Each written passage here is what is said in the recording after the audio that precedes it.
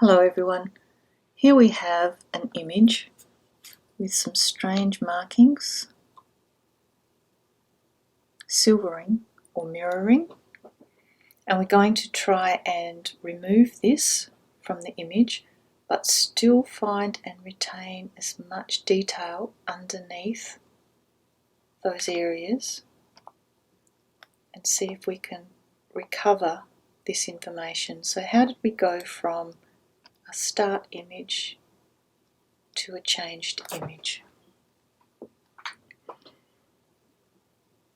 If we look at the channels, which is the red, green and blue separated out for the image of an RGB, we can see on the blue channel there's a lot of blue fuzziness, white here, see? There's also some on the green channel, just loss of detail, it's not showing up. And in the red, it's less so.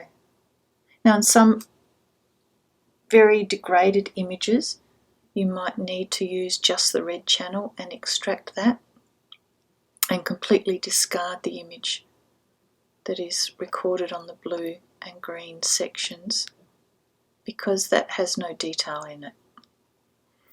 So what we're going to do first is look at a simple way of extracting some detail, and we can do that by first checking what's there. So if we use the scrubby brush, click on this colour, shows us the blues. So just so that we can get a really good idea of where this damage is. Let's have a look. So it's quite diffuse, and if we lighten it up, if we have a look at the cyan colours as well, you can see there's quite a lot of it. And so if you just darken the areas, you tend to lose the detail that is underneath. Okay, we kind of have removed that fluffy loss of detail, but it hasn't worked completely. So let's delete that. What we could do is now try a black and white adjustment layer with channels, and your software may have something similar. Now because we've looked already using the hue saturation, we know it's blue and cyan. So if we take the blue channel, you can see it changes quite significantly. If we take the cyan channel, there's also some detail that's hidden underneath the mirroring. So if you look at our theme notes and the theory of what is happening, the silver has deposited on the top end of the print and is reflecting light. So when it's scanned, it appears that the detail is lost, but it's actually hidden below the silver layers. So what we can do is try and work through until we can get a balance of the details.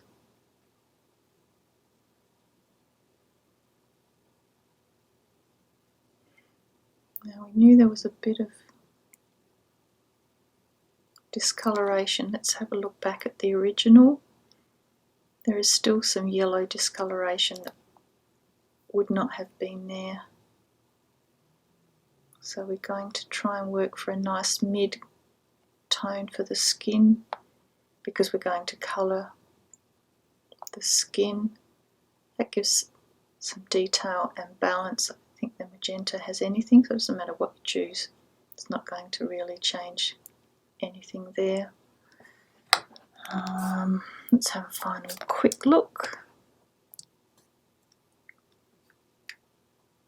It's okay.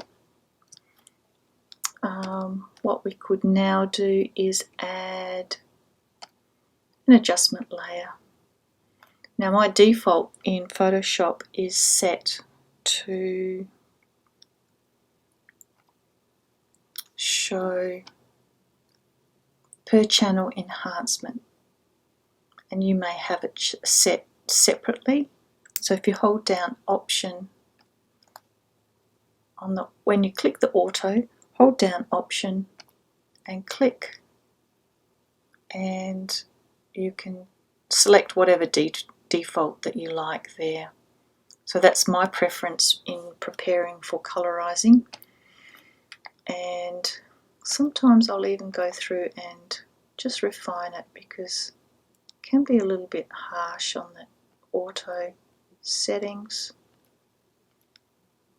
Don't want any detail clipped at all through the image, so I'm just extending this slightly further out where it shows. Now that's not balanced, so I need to go back and see where's the magenta. That's better. And still quite dark in the dark areas, so let's grab the scrubby brush, choose the darker areas, and you'll notice it gives a mark here on the curves layer, and I'll just take this up and remove this back to the starting line. What I'm trying to do is extract as much of the detail from the original image as possible. Still a little bit light. When you're colouring skin tones, you need a bit of a balance in the face areas, which will always be my focus, particularly like those two. These are a little bit lost, so let's do a particular darkening, increase contrast for the, oops, let's not going to do that. I'm just looking here at these areas. Done. Command I to invert. Use our brush. Oh, that's awful. Let's have a look.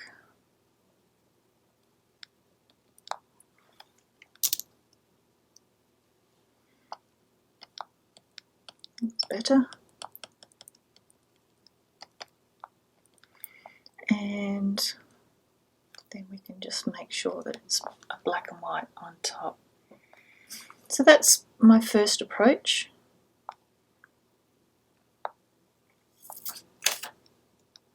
I'm just going to select all of those layers and put them in a group.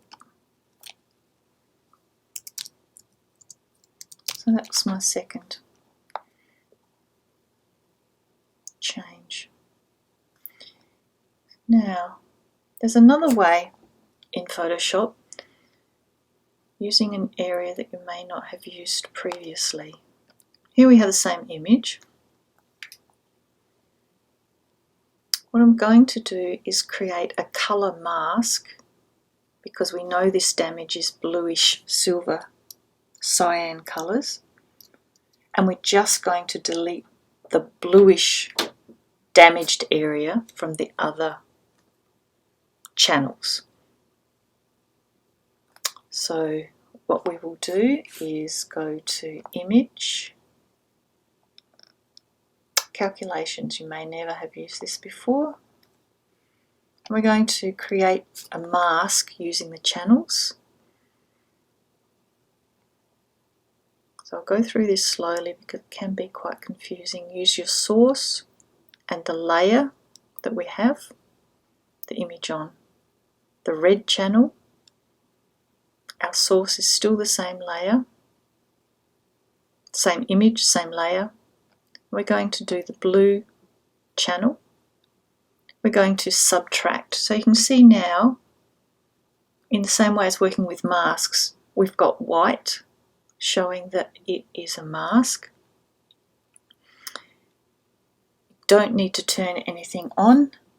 You may like to try the offset, perhaps between 10 and 30 is all you need. And this one, I quite like perhaps 10 setting here, just to give me a soft, clear identification. So offset could be thought of as a similar increase in contrast for your mask.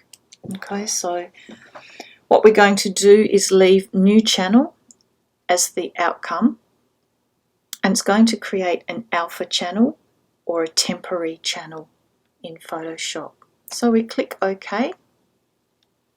If we look in our channels, we now have alpha 1. If we turn off alpha 1, we've still got our image, so it's non-destructive. However, our alpha 1 channel is still there. So we're going to return to image calculations, and this time we're going to use the alpha channel, subtract the red channel from the alpha channel, and we're going to return that back to 0. You can try different settings here, and different images will definitely need slightly different settings, and occasionally you may need to change these settings as well. So let's have a quick look. We're looking for the final image that gives us as much detail underneath. So I was really worried about the hair, and I think that's the best that I'll be able to extract. So I will leave this still in subtract, alpha channel, red channel, subtract, and this time we're going to go to a new document as our outcome. So we're going to create this image in a new window from Photoshop, and now we're here. The last step is we need to convert the image mode from multi-channel to grayscale, and then image mode again to RGB so that we can colour.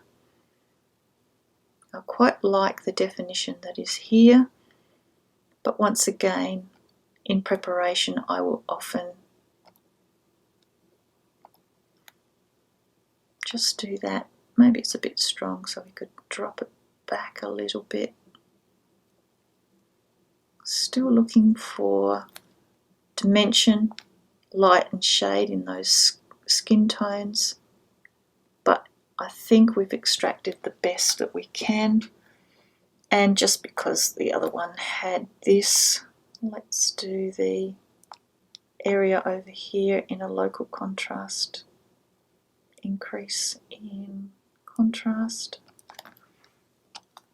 Command I to invert that now, make it a big soft brush, and we can do this a little bit more detail this time.